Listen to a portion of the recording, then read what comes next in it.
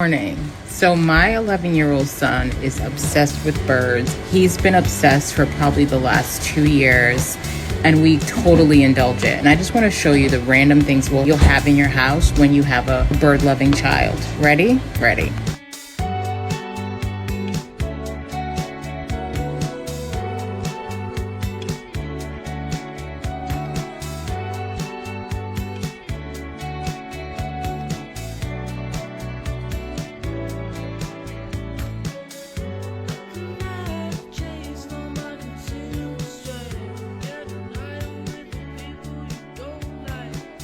But yeah, these are the things you'll find when you've got a bird lover in your house. So, yeah. And look what just landed on my porch.